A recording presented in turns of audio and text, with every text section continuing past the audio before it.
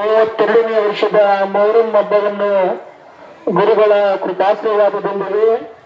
ಸದ್ಗುರುವಿನ ಕೃಪೆಯೊಂದಿಗೆ ಊರಿನ ಗುರು ಹಿರಿಯರ ಅನುಗ್ರಹದೊಂದಿಗೆ ಸದ್ಗುರುವಿನ ಸೇವಾ ಸಂಸ್ಥೆಯ ಸಹಕಾರದೊಂದಿಗೆ ಎಲ್ಲ ಸಮಾಜದ ಬಂಧುಗಳ ಸಹಕಾರದೊಂದಿಗೆ 10 ದಿನಗಳ ಕಾಲ ವಿಜೃಂಭಣೆಯಿಂದ ಸಡಗರದಿಂದ ಸಂಭ್ರಮದಿಂದ ವೈಭವದಿಂದ ಆಚರಣೆ ಮಾಡಿ ಇಂದಿನ ದಿನ ಶರಣರ ಪುಣ್ಯಕ್ಷೇತ್ರದಲ್ಲಿ ಸತ್ಯ ಶರಣರ ಧರ್ಮದ ಆದಿಯಲ್ಲಿ ನಡೆದಿರುವಂತಹ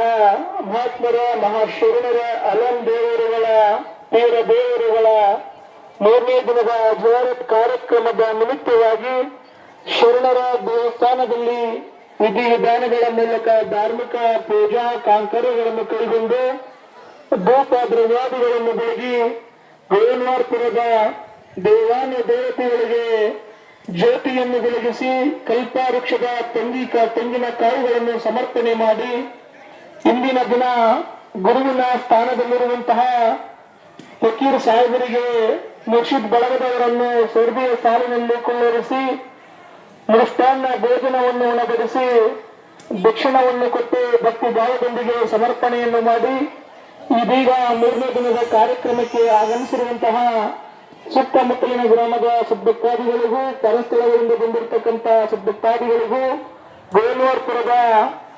ಸಕಲ ಸದ್ಭಕ್ತಾದಿಗಳಿಗೂ ಶರಣರ ಪುಣ್ಯಕ್ಷೇತ್ರದಲ್ಲಿ ಅನ್ನಪೂರ್ಣೇಶ್ವರಿಯ ಅನ್ನ ಪ್ರಸಾದ ದಾಸೋತ್ಸವ ನೆರವೇರುವಂತಹ ಸುಸಮಯ. ಹಾಗಾಗಿ ಸದ್ಗುರುವಿನ ಸೇವಾ ಸಮಿತಿಯ ಕಾರ್ಯಕರ್ತರು ಅನ್ನಪೂರ್ಣೇಶ್ವರಿಯ ಅನ್ನ ಪ್ರಸಾದ ದಾಸೋಹ ಸೇವೆಯನ್ನು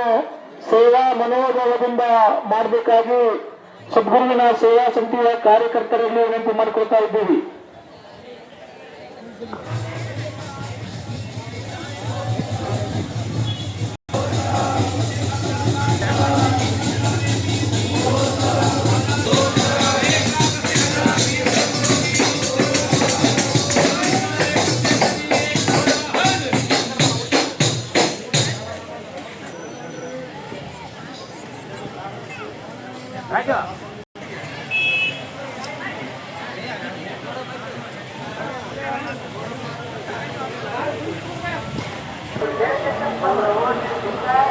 ನೇಮಿಸಿರುವಂತಹ